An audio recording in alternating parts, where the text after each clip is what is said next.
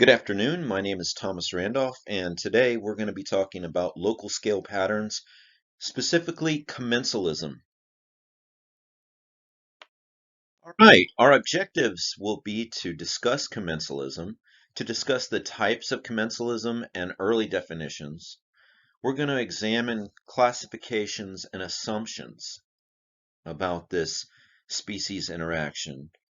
We're also going to look at how this topic has been ignored in research, and we'll look at the cost benefit interactions. With commensalism, what we're thinking about is one species benefiting, the plus, and another species not being affected at all, the zero, the plus zero interaction.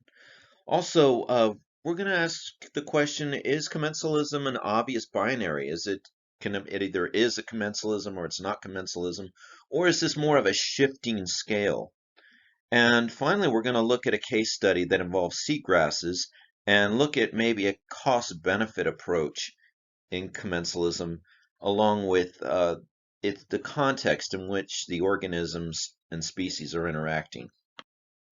So let's go ahead and look at species interaction for a minute. But before we do, let's also remember a paper that we read a few days ago about keystone species and how the term keystone species was a little more ambiguous than we thought it was, that this term really doesn't quite say and define what we would think the phenomena would be of a keystone species. So that ambiguity that we're finding in terminology. So let's look at these terms real quick. We have the predator-prey relationship, where one benefits and with the plus sign and one does not. We have the negative. We have parasitism, where one benefits, like the mosquito, and there's a negative effect on the other species. Then we have mutualism, where we have a plus-plus situation, and that would be, example would be a lichen.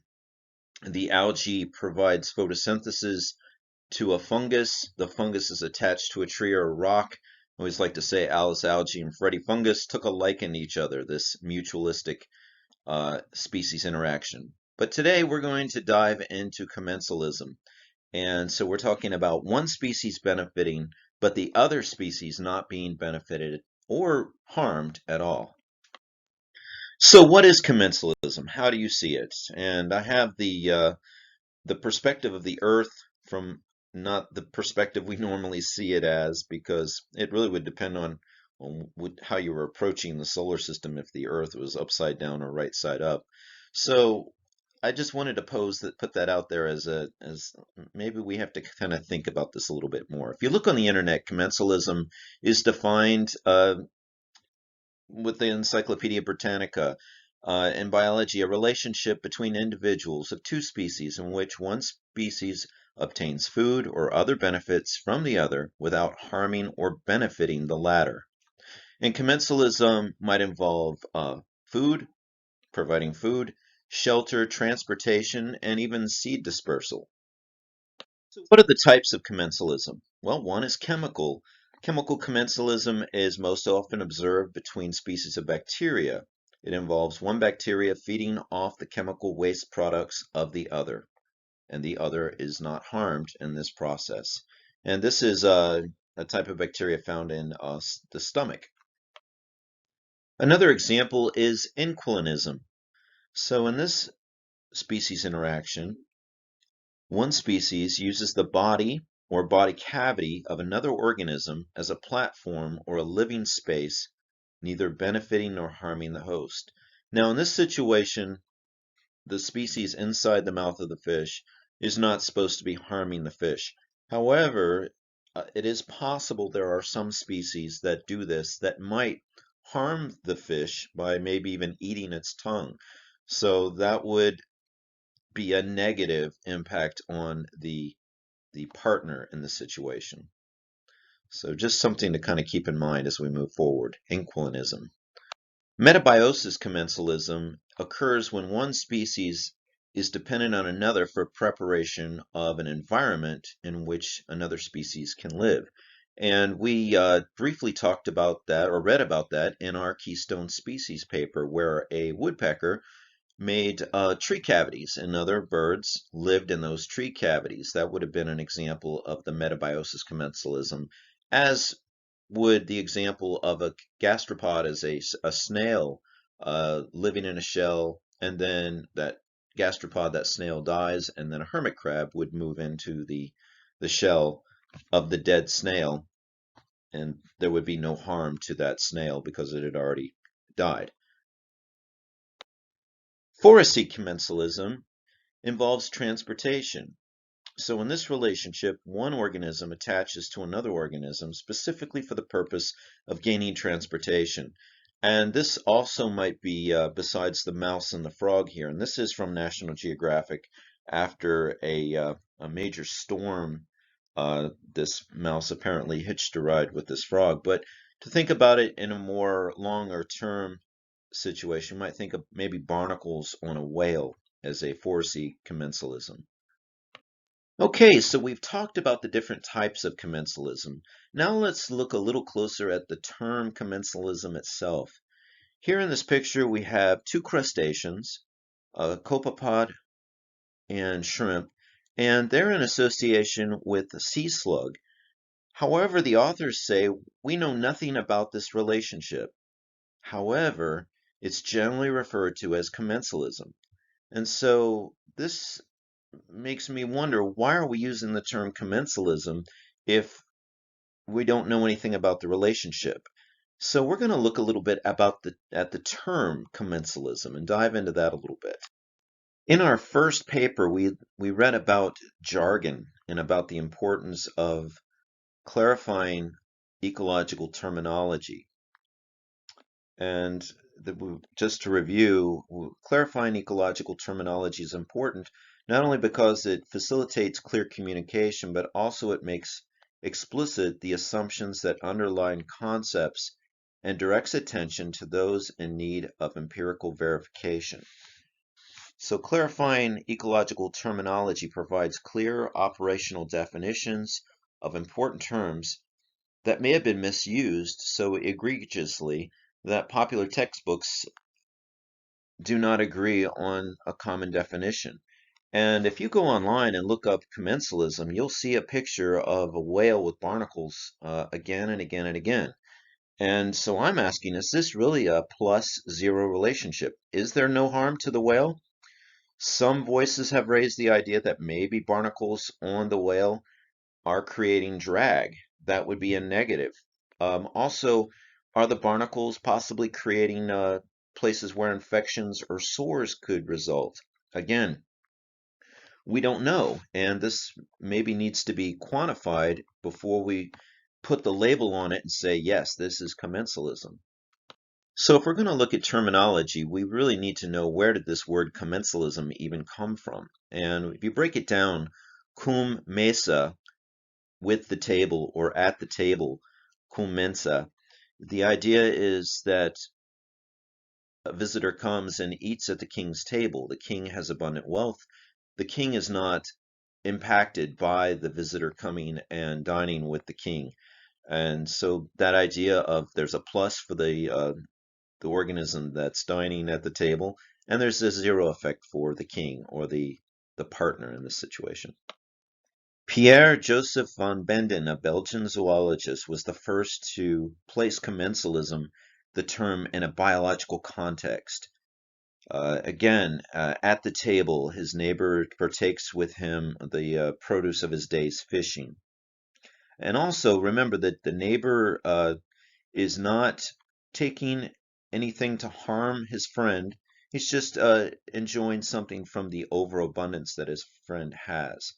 And this is really where he real important. He contrasts commensalism from other interactions like parasitism and mutualism. So this is something that is not parasitism and it's not mutualism. It's something else. It's a plus-zero interaction. Commensalism and evidence. So we've established our definition of what commensalism is. Now we have a more challenging job. We have to ask, is there supporting scientific evidence based on the observed interactions between the two species that this is really commensalism. In the case of commensalism, this means there needs to be a net plus benefit for one species and a quantified absence of effect on the partner. And this example is a bromeliad up in a tree, and the idea is the bromeliad gets the plus, it's benefiting from being in the tree, and there's supposed to be a absence of effect on the tree. So let's further define and quantify this relationship between species. We have two species interacting. One, the one that benefits is the commensal. In this case, the bromeliad would be the commensal. That's the one benefiting with the plus. And then the partner is the one that is not harmed and does not benefit, and that would be the tree. So the commensal and the partner. So quantification is part of the answer. Our work as community ecologists must determine through measurement the interactions between species that demonstrates that net plus benefit for the commensal and the net zero effect for the partner in the alleged commensal observation.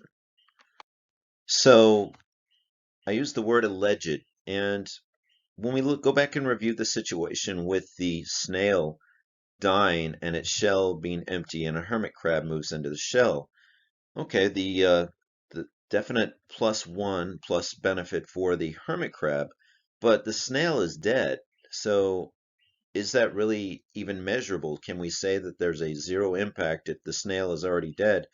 Does that even fit into our definitions? Does this really qualify as metabiosis commensalism? So why are we re-examining commensalism? Well, in early literature on species interaction, it was common to consider an interaction to be commensal simply because the researcher felt that the benefits on one side were obvious, but could not conceive of any possible harm or benefit to the other. And this led to many classifications of interaction types that we now recognize as erroneous. And here, if we look at the antelope here with the spider in its horns, I don't see of any type of a negative impact on the antelope, but I have not measured it and I don't know if it's been quantified. So since I don't know about that interaction between the spider and the antelope, I'm basically left with conjecture. At present, many interactions, particularly those involving humans, are assumed to be commensalism based on pure conjecture or a mistaken definition of the concept. So we do need to look a little closer at this idea of what is commensalism and what has been classified as commensalism. As I moved forward into this research and started to find out more about commensalism, I was surprised by the number of inconsistencies in the literature that were really focused on interactions involving humans, especially with rodents, microbes, and domestic flora and fauna. Further, these observations raise the possibility that if more consistent definitions of commensalism were applied, many apparent examples would be reclassified. So this photograph at first might make you think, well, this is a great example of at the table. The commensal has arrived at the king's table, the partner, and is just benefiting from the abundance of the king's food. And quite often this interaction is called commensalism in the literature, but what's also documented in the literature is that the rodents can also contaminate the food. It can transmit diseases, things even like hantavirus, and these other impacts about the food even being destroyed. At this point, for it to be truly commensalism, there needs to be a zero impact on the partner. And what we might be seeing here would be a negative impact. And so we might have to readjust and say, well, maybe this is not commensalism. Maybe this is some other type of interaction, or maybe a different expression of commensalism that maybe needs further definition. The photograph on the right is a Spanish moss, again, an epiphyte, lives in the tree. A good example of commensalism, lives in the tree, doesn't take anything from the tree. It gets a benefit, a plus, and the tree is a zero. But when we start to look at commensalism, the term, and dig a little deeper into what does this term really mean, we look at the literature and we see that it hasn't really been studied in depth very much if you look at the number of papers on this graph. So why are there so many inconsistent definitions of commensalism? Part of the reason might just be because there's been a lack of research in the literature looking in-depthly at commensalism itself as an interaction. Predation, competition, mutualism, all of these things have been fairly well studied, but commensalism, we're not seeing a lot of in-depth research, at least not in the past. If more consistent definitions of commensalism were to be adopted, according, the authors are saying that many of the apparent examples that we have today of commensalism would likely be reclassified. Half of the articles citing commensalism were published in the last decade. The authors, by pointing this out, I think they're saying that awareness has been raised in the scientific community that there is ambiguity in the way we're using the word commensalism. And this, of course, reminds me of the very first paper that we read in our community ecology course about jargon and about the way we use certain terms and making sure that we are using the same terms and that we are defining our terms, which also was reflected in the keystone species unit that in paper that we read about how keystone species, that term has been used in a very ambiguous way as well. So I think what we're seeing here with the rise of commensalism research is an awareness has been raised that this term has been misused. Okay, so now we know there's a lot more literature, a lot more research looking into commensalism. As we look at it, should we be thinking about commensalism more as a spectrum or a compass, or more as a fixed binary where it either is commensalism or it's not commensalism? The author suggests that commensalism sits at a tipping point between context-driven mutualistic and antagonistic outcomes. And that term context-driven, we're going to get into a lot more with our case study. Unless interactions are entirely static over ecological and evolutionary time spans. And if they are just static, then that would not be a context-driven example of commensalism. Again, we will get into this a lot more. So, should commensalism perhaps be better thought of as a suite of phenomenon? So the authors of our paper provide this compass, putting commensalism as a 0 plus, and we see a blue sort of a circle out here inside the compass. That blue circle represents context-driven phenomena. So these are abiotic factors, biotic factors that might be changing the environment where the commensalism is happening. So there's a commensalism interaction happening and something changes in the environment. Maybe nutrients are added by humans. Maybe an invasive species moves into the area. That context then changes the relationship of the pre-existing commensalism that's going on. And it could move that situation into a more mutualistic interaction, or it could be a more antagonistic action interaction that would be very different than what was going on prior to this change in the context, this change in biotic and abiotic factors. We've moved to the case study now, and we are going to be looking at species interaction between a sponge and a type of seagrass, turtle grass, Thalassia testudinum. And this is going to be in a subtropical coastal ecosystem. This case study is also the paper that you're going to be reading as a part of this unit. And it's going to give us a good chance to look at how commensalism can be seen as a plus zero, but also how we can think about it as a cost-benefit interaction as well. The study site is in the Bahamas, and the photograph here on the left shows that the water is very clear water, which is really important for seagrasses because, again, they're photosynthesizers. And the map on the right shows the locations of the study sites where this really interesting research was conducted. And the Bahamas are right off the coast of Florida, not very far away from Florida, the west or the east coast of Florida. So let's get to know these two species that are involved in this commensalism interaction. First, there is the partner, the Thalassia testudinum. This is the one that gets the zero, no impact. It is turtle grass. It's considered to be a foundation species by the authors.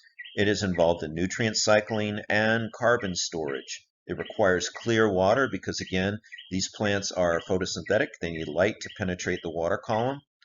They also have been impacted a lot by humans, especially because of excess nutrients causing algae blooms and also because of just physical damage of the seagrass beds. The Thalassia has rhizomes and roots. They're a clone. They also reduce wave action, and that reduces turbidity in the water, which again allows more light to penetrate the water column. They're again a primary producer. They require nitrates and phosphates, and they do require that clear water. On the other side of this relationship equation, we have the sponge, and the sponge is a filter feeder. It provides some nitrates and phosphates to the seagrasses. It prefers to be in an area where there is low turbidity because turbidity slows its filtering action, its pumping action, because it is a filter feeder, and that's one of the ways that it extracts nitrates and phosphates from the water column. It feeds on diatoms that are concentrated in the seagrass beds. It also feeds on materials that are leached from the Thalassia, and it uses the structure of the seagrass. So those are all pluses for the sponge. That's what makes it the commensal in this relationship. But it also shades the Thalassia and reduces photosynthesis. Now this might make you think, well, that means that there must be a negative impact on the Thalassia. So how could this be commensalism? Well, we're going to take a look. So the methods that were used in this study included 10 plots that were randomly selected, and those were also pointed out on the map that we saw at the beginning of the case study. They counted the shoot's density. They measured the daily carbon uptake of the seagrasses in the plots. They measured the carbon uptake of the seagrasses with the dead sponges attached, and I'll go and explain that a little bit later on.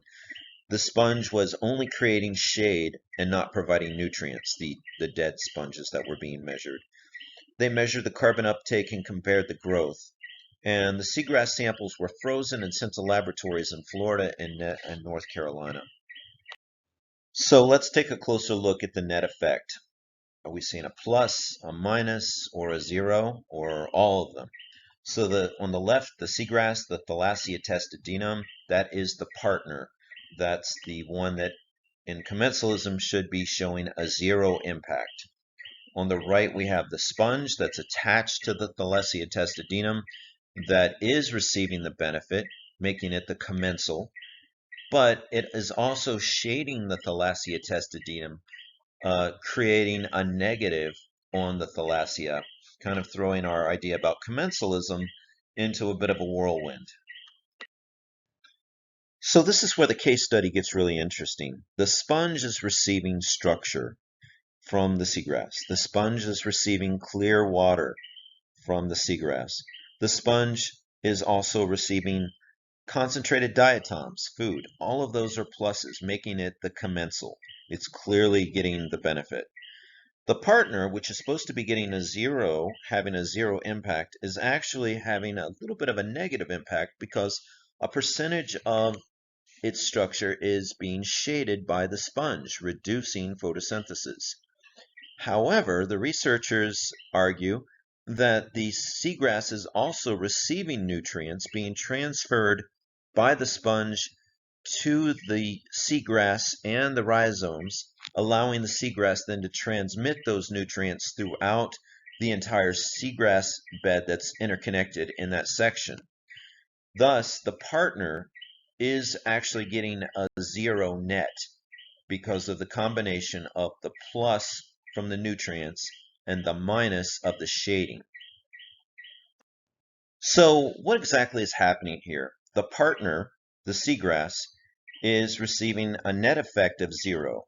And the argument is the reason they're receiving a net effect of zero is because first they are being shaded, and that's a negative, but they're also being provided nutrients from the commensal, from the sponge. They're being provided nutrients, which is a plus.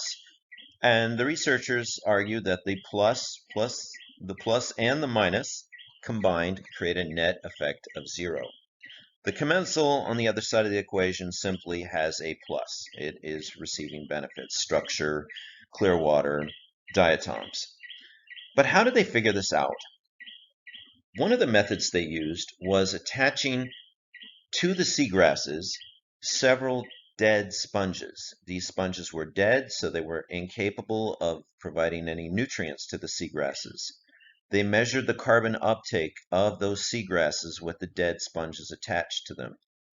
Then they compared those measurements to other seagrasses that had living sponges attached to them. Of course, the living sponges are able to provide nutrients to the seagrass and also showed a net impact there, a positive impact.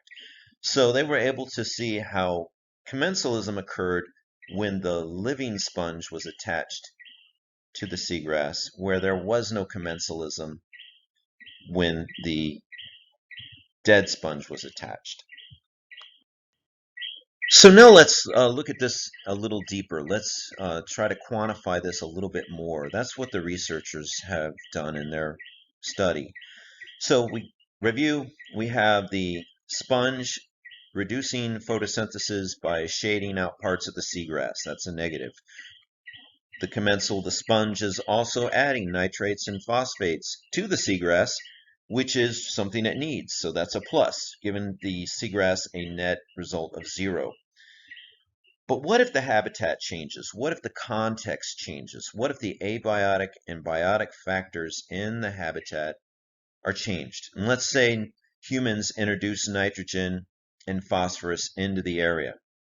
If there is plenty of nitrogen and plenty of phosphorus in the area where the seagrass is, then the seagrass is no longer benefiting from the contribution of the sponge. So if you remember the compass, and there was a little blue circle that talked about that was the context of the habitat. If that changes, and in this situation would be if there's nitrogen and phosphorus now more available in the habitat, then we're moving away from a commensalism towards something that might be more like an antagonism, because now the sponge is shading the seagrass out, but it's not providing anything needed by the seagrass. So the seagrass is no longer getting a net zero, the seagrass is actually getting a negative.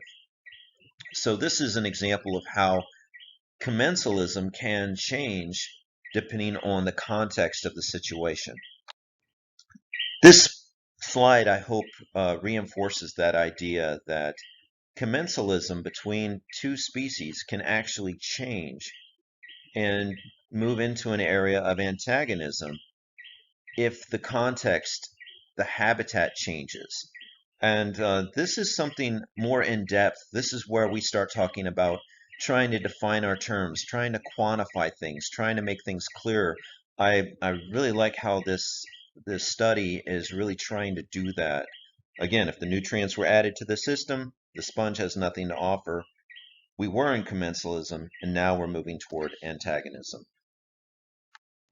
To wind things up a little bit, I think through the case study, we're able to see that commensalism can change, that interaction can change depending on the context of the situation, as the habitat or as other abiotic or biotic factors might change.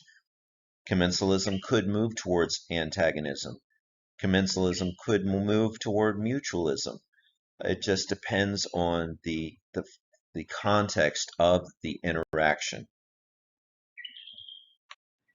I think our case study really shows a good attempt to try and quantify commensalism. They're not just using arbitrary phrases and jargon. They're actually trying to quantify this interaction between species, which is really what I think the first paper we read in our class has suggested that we should be doing, as did the Keystone Species paper. The idea of not just using terms in an arbitrary way, but actually knowing what these words mean and quantifying what the significance of those words. So, what is commensalism? How do you see it? You see it the way Britannica defines it, or perhaps commensalism is better thought of as a suite of phenomena. During this presentation, we discussed the types of commensalism, some early definitions. We examined inconsistent classifications and assumptions being used. We discussed how commensalism is an ignored topic in research. We also looked at the cost-benefit interaction, a plus and zero in commensalism. We also looked at the idea that commensalism may not be an obvious binary classification, but might shift depending on things such as the context or the habitat. And we looked at our case study that examined a relationship between seagrasses and sponges. Thank you very much for your time.